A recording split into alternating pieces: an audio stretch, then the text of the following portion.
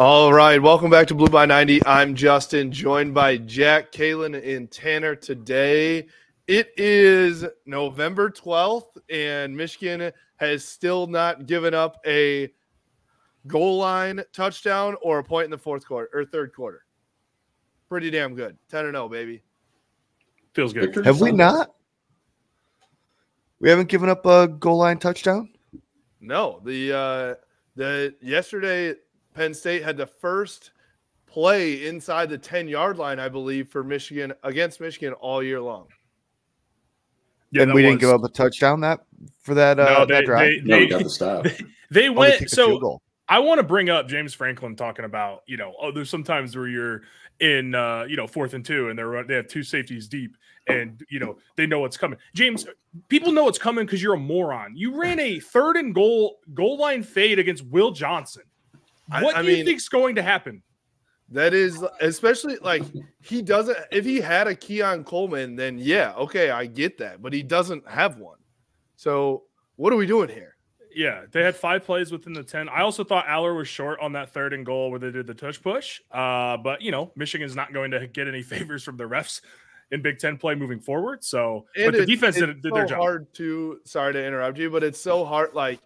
They're just completely guessing at the spot anytime that happens. There's 22 guys on a pile that you have to figure out. You can literally just, if you're Drew Aller, you're just inching forward, even, 2 minutes after the play is done as they're dragging bodies off the pile. But yeah, I agree. All in all, yesterday was one of the best but most exhausting days I feel that I've ever had as a Michigan fan. Yeah, we got a long day, dude. We got a chance to watch at Pretzel Bell, and definitely the feeling in there, the intensity was palpable. So I'm I can only imagine what the guys on the field felt.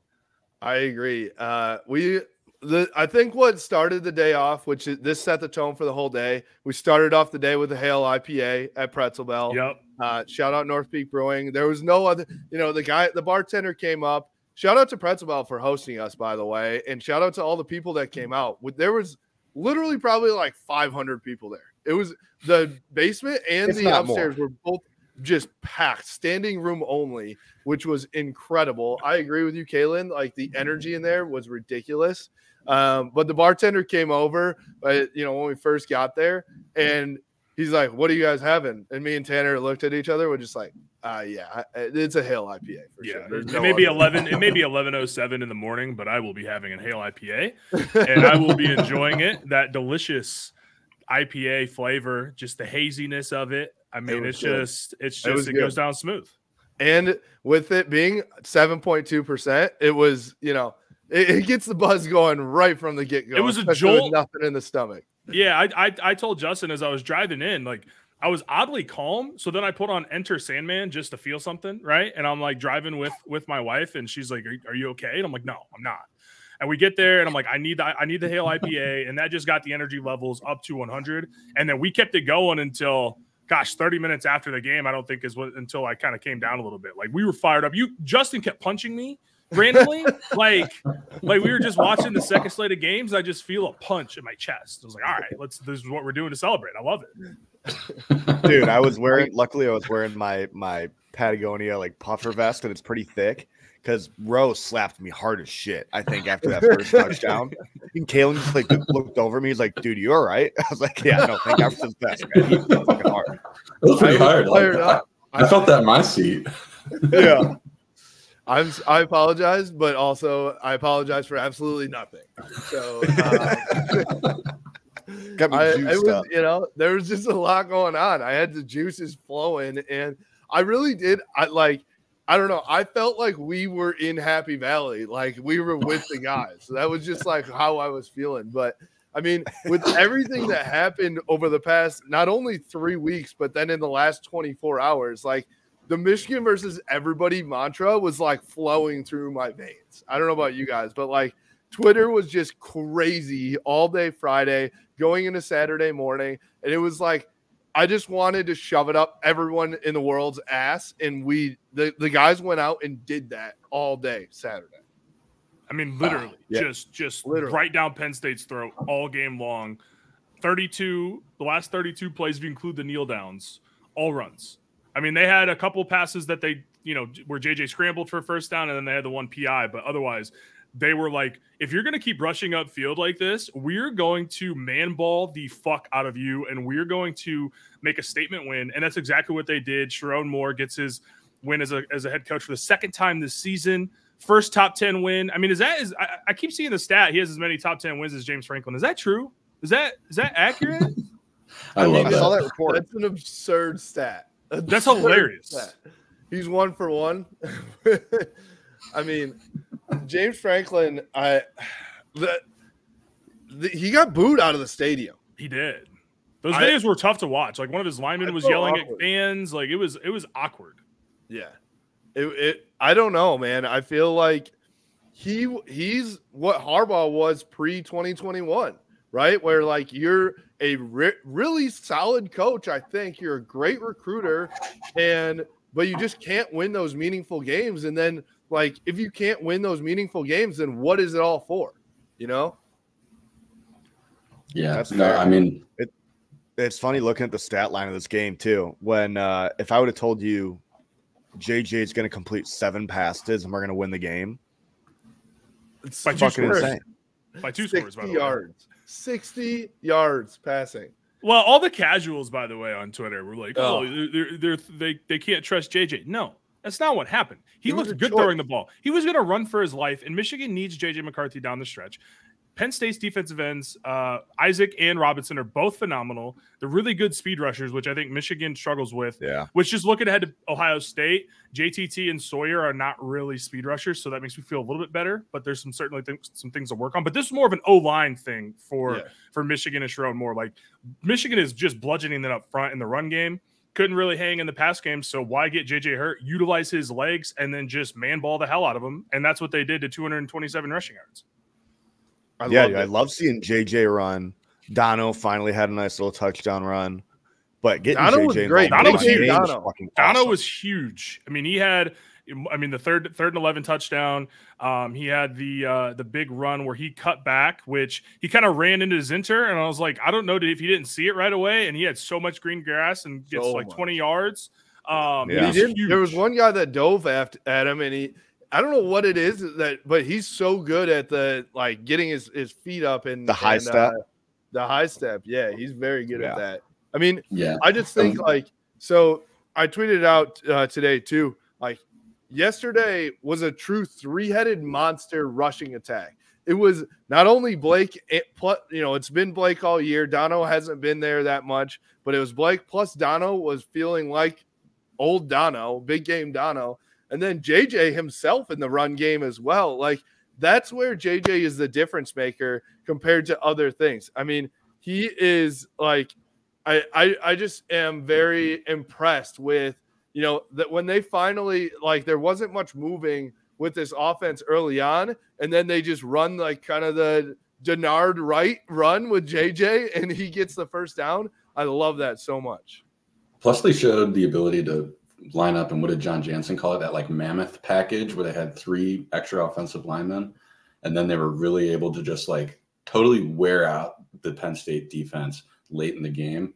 But also when they were running some of those outside runs, you got to see our receivers putting up some good blocks out in space, right? And that's how you get those downfield open space yards for guys like Blake and Dono. Love seeing that.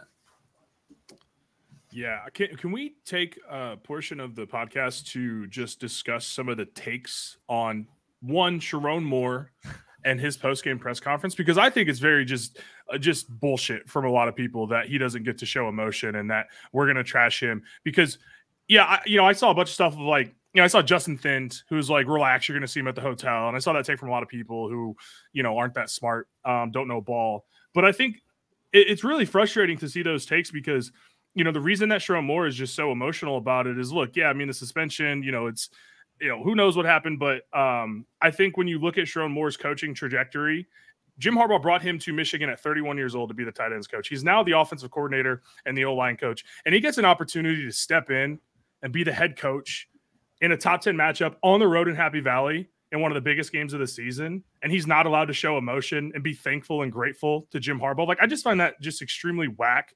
And I just really didn't like a lot of the things that I saw from, you know, a lot of like quote unquote respected journalists. It's just bullshit to me. But who after the last 3 weeks, who's still a respected journalist? Let's be real. Like, this has been, I don't Dan know. Wetzel. Dan Wetzel. Noseball. He knows ball. You know, obviously we're gonna be biased. You know, because obviously we're on Michigan's side in this. But I think that, like, there are so many people that their professionalism went out the window and it totally went to completely biased journalism. And so all those takes out there, Tanner, I saw a bunch of them. You know, everyone's trashing Sharon, everyone's trashing Michigan still. Who gives a fuck? There's a bunch of dorks. I don't think dorks. I like, actually, you know what? I want to give a shout out to Lexi. I saw her on Twitter today because she said, I've never cared less about what is like what outside people are saying. I truly believe, and I agree with that. It's everyone's going to say whatever they want now. And it just doesn't matter because, like, we're truly now to the point where we're the Cowboys, we're Bama, we're, you know, whatever it is, in the sense that it's like everyone hates us because we've been successful, and we're the Patriots, right, of Deflategate and all that. They're trying to find ways to bring us down. And so all that matters is the people in our fan base in that locker room, and they're all together. And I love that they now have the chip on their shoulder.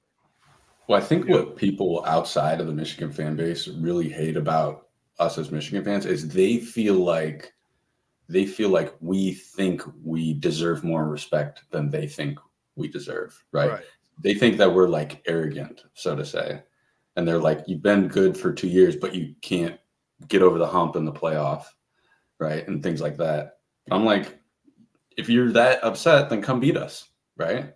So what's your, you know?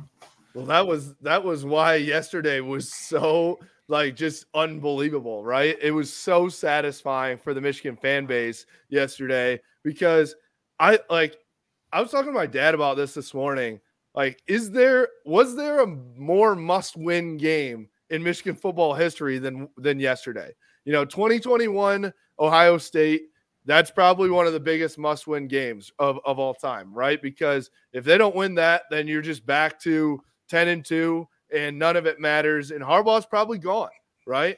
But yesterday, it's like, if you don't win that, then the rest of the world wins. Everyone seems vindicated for, you know, oh, you couldn't do it without the signs. You know, you couldn't do it without this, that, and the other thing, blah, blah, blah. You deserved it all. But yesterday, we proved to the world that no coach, no signs, no nothing. We're still a pretty damn good football team, and just went on the road and beat a top 10 team in and I think the way that we did it was even more satisfying because it's our strength up against their strength, and our strength was better. I mean, honestly, try and name another team that could beat a top 10 team on the road with their OC as head coach. I don't know. I really don't. And just like overpowering. You know, truly the shove it up your ass mentality of like, I don't care if you know that we're going to run it. We're still better than you, even though you've got one of the best defenses in the country, especially for the rushing team. I think that's true over the last 3 years as well. To anybody that wants to insinuate there's any reason that Michigan wins game other than they line up, they play good football, they kick the shit out of you on a down-to-down basis, and they get out of there with a win. That's what it is. That's always what it's been. And the people that know ball know that. And I also want to say too, Justin, to your point, that's a good point, man. I still, I read stuff and I'm like, I get pissed off, but I also just am at, like I told you guys yesterday, like I'm a hater now. I'm just like, I'm over everybody. Like I want every team to lose. I want every team in the Big Ten to lose. Like get me out of this SEC friendship, brotherhood bullshit. But also I just want to say real quick, because you kind of touched on it, but I just want to call out these people as fucking dorks, truly. In the meanest sense of the word dork. You are all dorks if you think this. The amount of people that said, oh, wait till Michigan plays a real team. Let's see Michigan pass a test of playing a good team and not a bunch of dog water teams. Michigan goes into Happy Valley, does what we've already talked about today. And I see people like Booger McFarland's like, oh, that actually wasn't a test. No, you're fucking dork, dude. You can't say it was a test on Thursday, and then when Michigan pounds it down their throat repeatedly, be like, oh, actually, that's not a test. Because that was the best win in college football on the college football ranking show for Ohio State. So what is it now? Exactly. You can't have it both ways. But everyone wants to have it both ways. All of a sudden, now Penn State's not a good team. Right, they're unimpressive. Our boy Pete Feinbaum, as Jim calls him, I'll call him that forever because I stand with Jim on it. Leader of the fucking dorks, by the way. He is the leader of the dorks, and he, I mean, still that tweet of Jim calling him Pete is one of the I want Jim on Twitter so bad right now because he'd be the most electric person of all time. I need a one-word tweet after the natty, and you know what that word is. I need it so bad. Bet. Yep. But yeah, Feinbaum went on and said it today. So it's just moving the goalposts. It's, they'll never, it was the same thing as last year. All of a sudden winning the Big Ten championship for the second time in a row and going to the college football playoff, you lose to TCU and obviously a crazy back and forth game. And that's, now they're not good because TCU is not good, even though they somehow they were good enough to make it to the college football playoff, which is pretty freaking good. I agree. They'll always move the goalposts anytime. They can't give us the credit that we deserve, in my opinion. Good. Yeah, we don't need their approval. Nope. But in that same vein, can we give some approval to some of the dogs on this football team, man? Some of the guys that just made plays that are just ball players, man. I mean, Rayshon Benny, dog. I mean, he had a couple TFLs. He had the forced fumble. He played his tail off. His best game as a Wolverine. Kenneth Grant, monster, had multiple TFLs, but also Chase. I mean, K.J. Allen might put that in the end zone if he kept running. He runs a 4.240. I think he runs a 4.240, honestly. We need some merch of him chasing down Drew Aller or Nick Singleton, whoever that was. Yeah, I mean, that was absurd. I don't know that I've ever seen it. I was sitting there with CJ and Samaj this morning. We were watching the video and everyone's just like, how is this possible? That dude is a literal different animal. There's a reason why didn't coach come out and call him I think he said he's a freak. He said something about he is a gift from the football gods, I think is what he said. He is our Jordan Davis, 6'3", 350 and can run. Yes. Oh my God. How about Mason Graham on him and I can't remember Ernest Hausman. And Ernest Hausman just literally Drew Aller was nearly over the line and they said, no, we're good. And then just shoved him back. Just getting as low as possible. I showed you at the bar, Justin, but anybody out there, it was the 3rd and 1 where Michigan got the ball back and then scored on that next drive, I believe, to go 14-3. Go watch that 3rd and 1 because Mason Graham is off balance. He's getting pushed back and he rips under and he's able to get some pressure onto Aller and push him back. And then Ernest Hausman, dude is literally 2 inches from the ground with his cleats into the turf, it is one of the plays that encapsulates this Michigan team and their grittiness and their determination, and they're just willing to just scratch and claw their way to victories. That's what is so fun about this team, man. They're so selfless. They make the plays that are, not the flashy plays all the time, but they make the plays that win you football games. And there were so many guys that we can talk about that did it all Saturday long, man. I mean, everybody came up with big plays all over the field on defense and on offense, man. I mean, McCarthy running the ball, obviously didn't call his number in the pass game, but I mean, he was playing his ass off running the ball. That 4th and 1 conversion, he jukes 2 defenders to get 8 or 9 yards. Obviously, we talk about Dono. We haven't really mentioned Blake Corum. Warrior is the word that I would use to describe him. The bloody face, 145 yards. That was my Tim Tebow moment of Tim Tebow with the red all over his face. It was, I mean, that was the perfect picture, the perfect just all in one image of that was the trip to Happy Valley and you come out victorious. Now, does anyone think, I keep hearing this take, and I think this is BS, but I keep hearing people say, well, there goes JJ's Heisman, whatever. I'm like, what are you talking about? They won the game. They won the game. He threw 98%, essentially. Yeah. I know they they're going to say that he had a bad game, but here's what I put out on Twitter today, and I'm glad that a lot of people are agreeing with it. Here's the thing.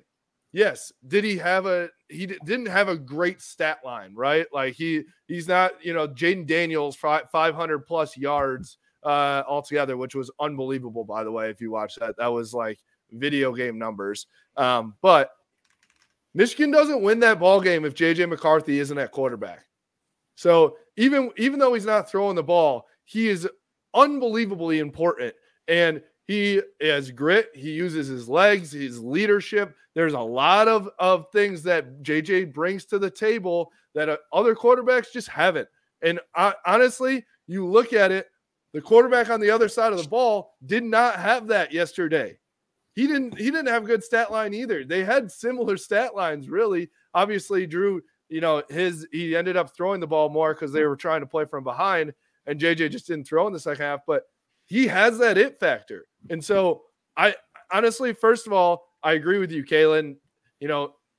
Does it take him out of the race? I don't know. Maybe in some people's eyes that are just, box score watchers. But here's the thing. He doesn't give a shit. He does not care the least bit, which that's the thing I love most about him. Big team guy. Love it. Yeah, I mean, JJ just, again, does a lot of things that you're not going to see in the stat sheet, and all the people that want to, scoreboard watch and, make their takes off of that, then more power to you. Everybody has a voice on the internet, for better or for worse. But, I'd like to take some time to give myself a pat on the back, because I've been calling Drew Aller mid like all year, haven't I? I feel like I don't know. I could probably go back in some of the old podcasts. I don't have enough time to go watch and find those moments, but I think I've said it on like multiple podcasts, whether it's on this one, whether it's on Bleacher Report or the Voice of College Football. But like, Drew Aller had 3.2 yards per attempt. Like, there's no way that he played anywhere close to JJ, as we know. JJ just didn't have the opportunity to throw, because when he did, he was 7 of 8, but he would have had to been rolling out every single time because Michigan couldn't handle Chop Robinson. But yeah, I mean, we talked about James Franklin a little bit, but that's who Penn State is, and they're going to go 10-2 and probably go win a Cotton Bowl, and and the hype cycle will start over next year. So, I agreed. Also, let's talk about, this is the best common opponent for Michigan and Ohio State, right? Both of them beat Penn State. Obviously, I would say both in very tough fought games. Like it was, I don't think Ohio State won in glaring fashion or anything like that. But I believe that Ohio State, rushed for 1 yard per carry against Penn State in that game. And then Michigan rushed for 5 yards a carry, I believe, in our game. So I think it was 1.9 for the Buckeyes. Yeah, I mean, they just, Marvin Harrison is the difference maker. And that's somebody that is, I mean, we'll talk about him as we get closer to that game. But, he's the whole offense for Ohio State for the most part. So, but yeah, Michigan was able to really move it on the ground, man. And even though Penn State knew exactly what was coming, maybe a player safety issue for Michigan that they could raise a concern over. But Michigan, punched them in the mouth and they had no response. And that's what Michigan does. And that's what they've done the last 3 years, man. I mean, there's really not much more to say on that front because they have an O-line that's nasty. They've got running backs that can find extra yardage. I mean, even Donovan was, when he was getting hit in the backfield, he was still finding a way to wiggle out, get an extra couple yards that would make it a little bit easier in second and third down. So tight ends were fantastic as well, I thought, in the run game. I mean, Brady, getting in there, it was just a great game from the Michigan front and the backs. I mean, it was, and JJ too, because he was a part of the run game. So obviously, shout out to the O-line. Unbelievable performance, and especially when a lot of people, and I'm not going to say myself not included in that, right? A lot of people were questioning, is this O-line as good as it has been the last 2 years? They haven't been unbelievable in terms of run game this year. Obviously, JJ's a different guy, so they're able to pass the ball. But they showed if we need to run the ball, we can fucking run the ball anytime we want, even if it's coming. So they shot up a lot of haters yesterday, that's for sure. Is anyone really surprised that when we make the O-line coach our head coach, we just run the ball a bunch? Our guy, the guy that was running the whole program yesterday is our head coach offensive coordinator and O-line coach. Yeah. Everyone's like, how did they run it 30 times in a row? Well, that's a pretty makes sense to me. Well, I think I can't remember. We talked about this on Bleacher Report when we did the live stream, and I may have mentioned it here, but this continues the trend of Michigan being able to really run the ball against the best rush defenses they face. Against Penn State and Nebraska, who are both, I believe, top 5 nationally in rush defense. Michigan is, I think, ran for over 476 yards, I think, if I'm doing the math in my head right. They ran for 227 against Penn State, 249 against Nebraska. So, I mean, the 2 best rush defenses, they just take it to them. And so I think that's, the trend continues where Michigan, they play a good rush defense. They will incorporate JJ, and it makes it a lot tougher to slow them down on the ground. And you're not able to tee off because you've got the threat of JJ pulling outside, and you've got the threat of both backs in the game at the same time. They did that a couple times. So, I mean, they get up for the big games, right, with the rush game. And it's maybe not as dominant as it was all year last year. But, I was looking at Blake's stats. He has 100 less carries than he did last year. And he's played 10 games this year. He played 10 and a half games last year because he got hurt in the 11th game, right? So, well, he's got 100 less rushes has he played? That's a good point too, right? But he's got 100 less rushes, but he's like 0.6 yards less per carry, which is not, insignificant, but he's not getting as many carries and as many opportunities. So, and he's still having a fantastic year. So I think it's save some of that tread on the tires, right? Like keep him healthy for Ohio State. And that's going to be fun to watch when he's able to go up against the Buckeyes full strength for the first time. Knock on wood. Got one more game, but knock on wood. Well, I will say that was kind of fucked up of you to say because it was literally this game last year that this happened. So that was... we're gonna air it. Michigan's gonna air it out 50 times against Maryland, and it's gonna be fine. All right, perfect. Was Khalil Mullins hurt for yesterday? He was in Harry. He was in a little bit, but I don't. Yeah, that was interesting. It was interesting with how much we ran the ball that he didn't get more love. Right. That's interesting. I mean, also Donovan was playing really well. He was running really hard. So I think maybe you run with the hot hand, Sure. But I will say to your point, there were a lot of short yardage situations where Khalil would have been useful for sure, but I also think Sharon's probably I'm not taking Blake Corum out of this game. He is the best player on the field, and I'm not going to take him out of the game. And so I'm assuming that that's the case. Jack, are you winning your chess match? No. I wonder, where does Sharon rank? I know it was a lot too. Say it again. I wonder where Sharon ranks amongst chess players. I don't even know how chess ranking works. CJ is very good. Cornelius is really, really good. Him and Donovan play. Ladarius plays a lot. They've got a whole crew that play chess all the time. Well, yeah. I think my favorite movie scene ever is Harry Potter when they're playing chess and Hermione's just like, Ron, no. That's it's so funny see every those, time. AI I make my move. recreations of them that are going around right now. Those are fucking incredible. So funny. Welcome back to the podcast, Jack. Thank you. Yeah. Well, it's hard to get a word in edgewise with Tanner up there. I'm just standing over top of me. I wait for you to talk, and I wait, and then Kalen talks, and then you don't. So I don't. if there's ever a 2-second pause, that's because I'm waiting for someone to talk. It's a podcast. No, you guys are talking ball. I'm letting you talk ball. Talk ball. Talk vibes. How were the vibes yesterday at Pretzel Bell, Jack? Vibes were incredible yesterday, guys. Vibes were incredible. Like you Coconut guys said, banana? there's probably 500, 600, 700 people there yesterday. I heard 7,000. I heard the number was 7,000, honestly. I mean, it was insane. I felt like I was at Steeps on a Thursday night in college. I couldn't even move. It was an electric factory. It was an electric. I feel factory. like we could have filled up the big house with how many people were at Pretzel Bell yesterday. There were 107,000 people at Pretzel Bell yesterday. Yeah. I think it could. Which actually, speaking of that, how hilarious is it that it was the second largest crowd in Penn State history and they witnessed a loss to Michigan? So Very funny. Yeah. Just beautiful. Especially since these Penn State fans, I will say, I want to give them credit. A lot of people that were there yesterday said that they were awesome, very nice, which I was kind of shocked, to be honest. With all the things considered, all these circumstances, I assume that we get treated like shit on the road.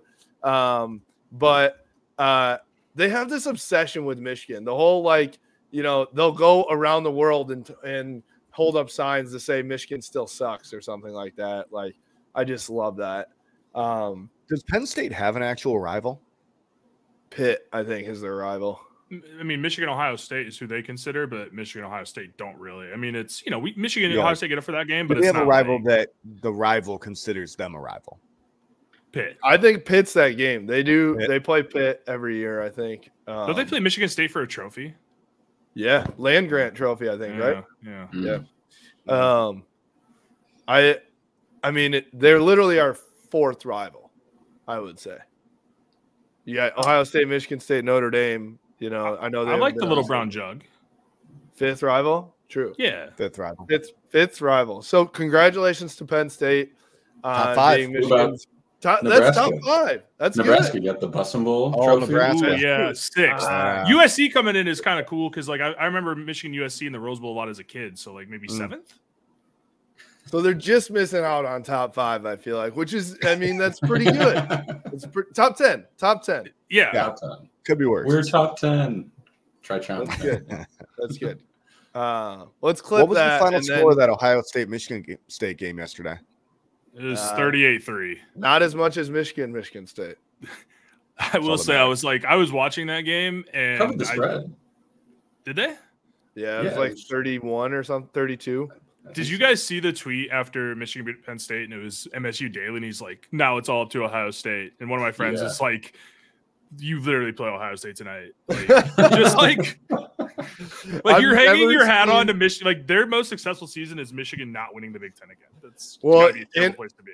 I also saw, I think it was Snoopy Sparty, who's actually pretty funny on there. He's like less annoying than Daily MSU, I would say. More fun. But he tweeted like the one thing that we can take away from this game, no matter the outcome and he's talking about Michigan Penn State, not his own game, talking about Michigan Penn State. He said the one thing that we can all take away is that JJ McCarthy is not in the Heisman race, and we don't have to hear that anymore.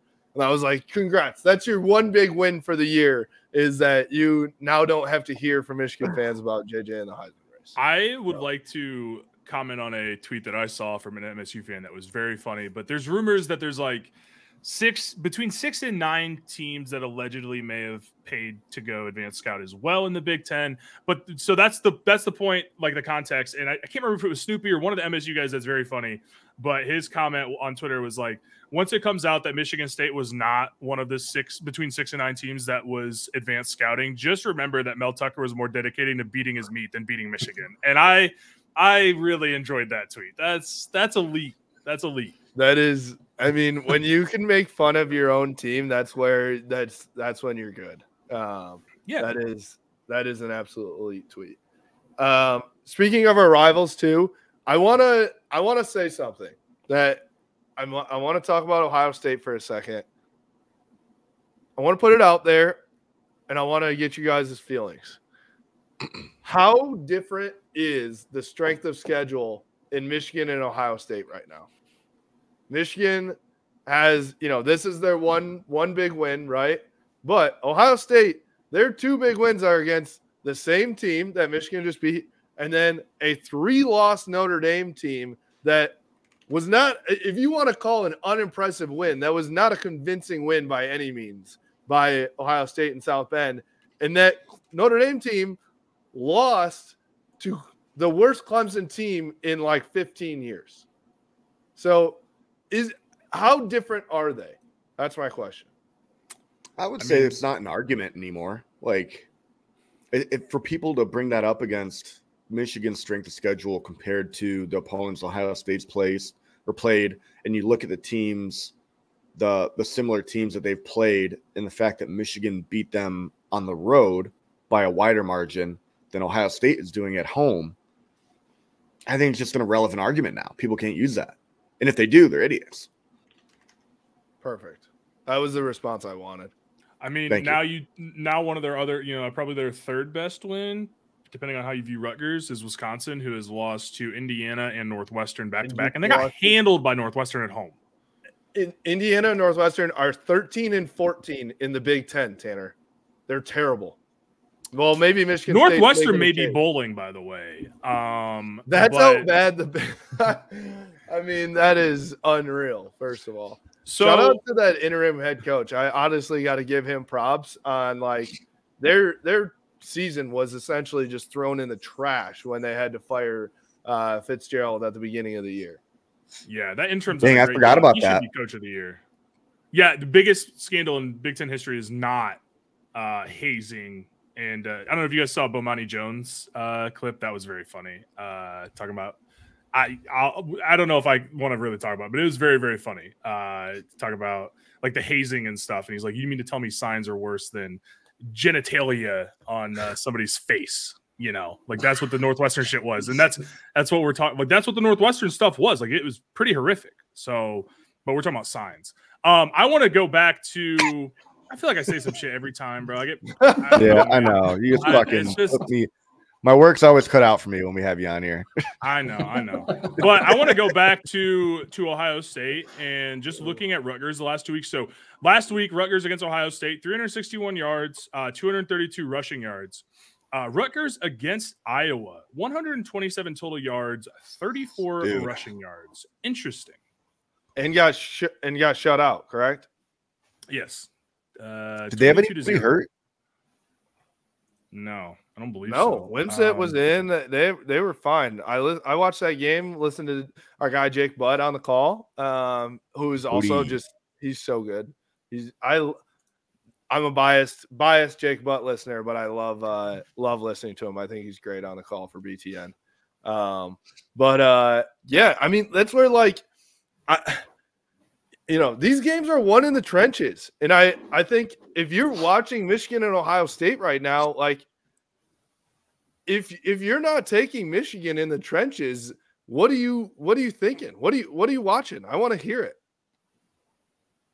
I kind of want to see a similar game plan as far as like running the ball that we did against Penn State, against Ohio State.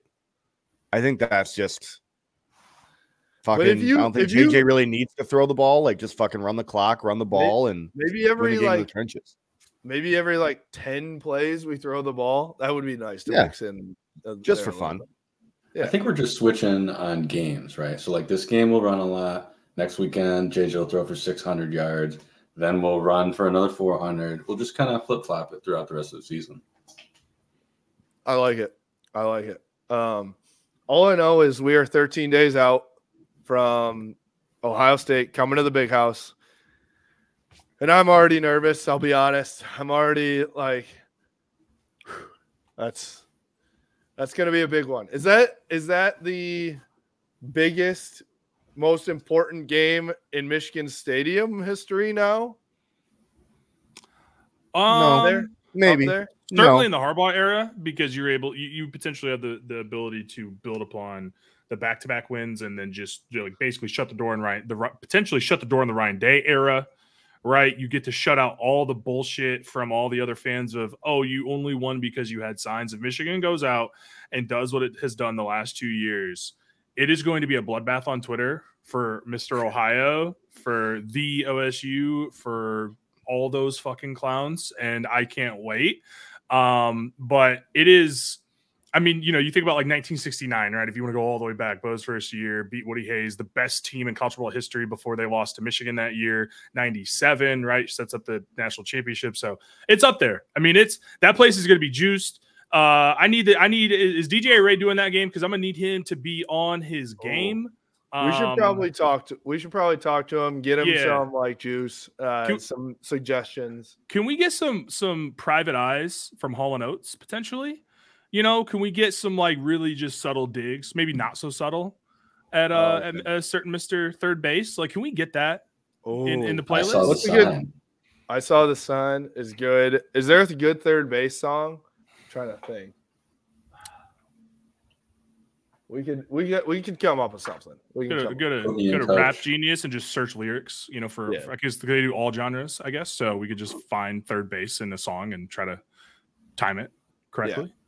We'll give them some suggestions. Yeah, I mean, I just can't wait for that day. I cannot wait for that day. The morning that we wake up, first of all, I'm not sleeping Friday night on November 24th. There's 0% chance.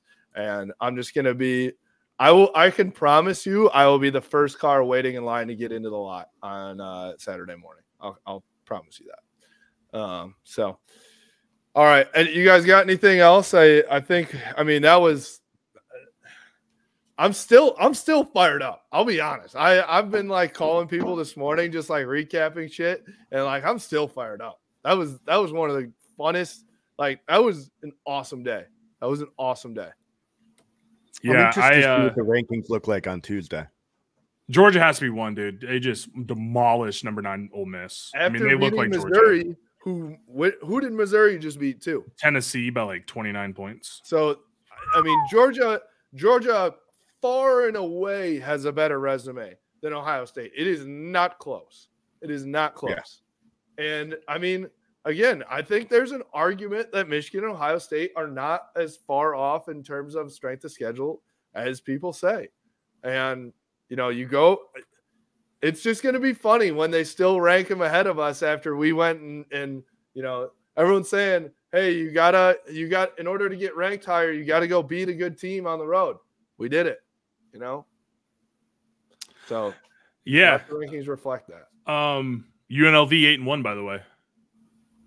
I mean, you know, so yeah, Ohio State's best win is Michigan's best win now. And, you know, I think it'll probably be Georgia 1, Ohio State 2, Michigan 3, because they're going to, you know, hold on to Ohio State as long as they can. But, you know, it's a group of folks in the committee that are, you know, pretty stubborn. I found over the, you know, it's almost been a decade of this now. Is this the 9th or 10th year of the playoff? Like, they're pretty stubborn for the most part. So I would assume Georgia leaps and Michigan stays at 3, and doesn't really matter because, you know, Michigan has everything in front of them. And, you know, they'll, you know, if they win out, they'll probably be number 2, just like last year. And, you know, maybe this year if they get there, maybe there'll be a Michigan-Georgia matchup that we've been waiting for a couple of years. Would love it. Would love it. All right. Well, shout out to North Peak Brewing again. The Hail IPA was delicious yesterday. It's going to be delicious here over the next few weeks and definitely on November 25th. So check them out. Go get your Bushes. Go get your Hail IPA at Bushes for the game this Saturday at Maryland as well. And we'll see you at our tailgate in a couple weeks now. For us, you can follow us at Blue by 90 on Twitter, Instagram, Facebook, at Blue by 90 Podcast on YouTube and blueby90.com. We appreciate you. Go Blue. Go Blue. Go Lions. Go Blue. Go Blue.